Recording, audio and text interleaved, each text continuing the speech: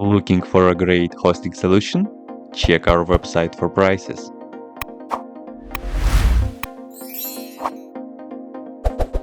First, what you need to do is to update the server packages.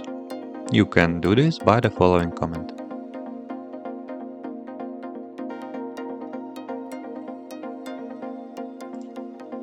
Apache Spark is based on Java, so Java must be installed on your server. If not installed, you can install it by running the following command.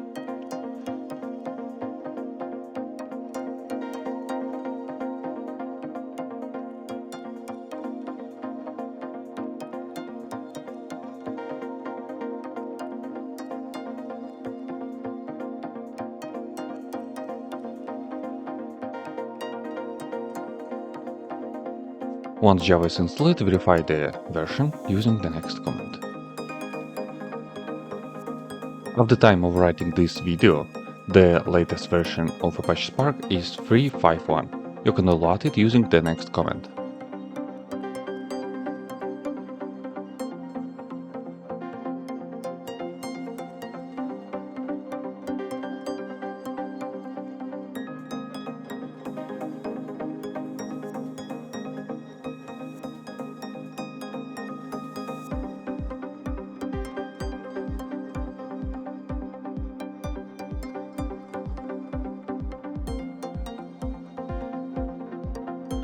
Once the download is completed, extract the downloaded file using the following command.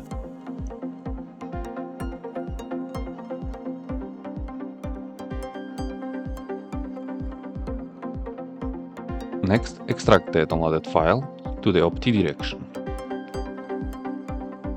Next, edit the bashrc file and define the path of the Apache Spark. Add the following lines.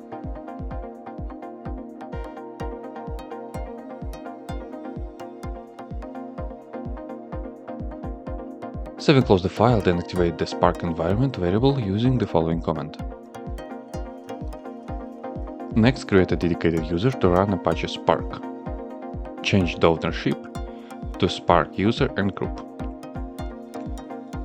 Next, you will need to create a service file to manage the Apache Spark service. First, create a service file for Spark master using the following command.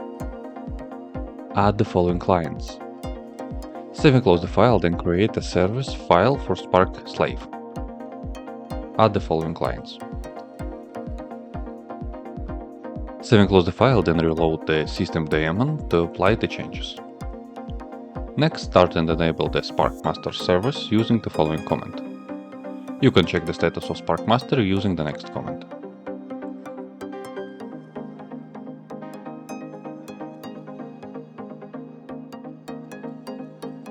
Now open your web browser and adjust the Spark web interface using the next URL and the next port.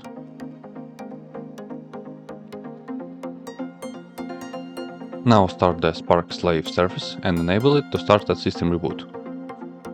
You can check the status of the Spark service slave using the next command.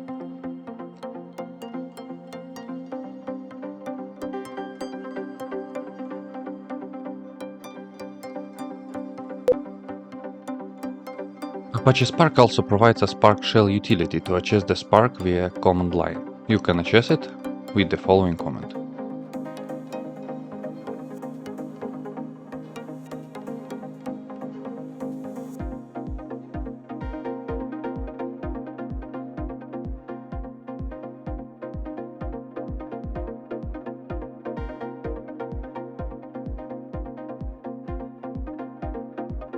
To exit the terminal, Spark shell, run the next command. That's it. If you have any question, please leave them in comments.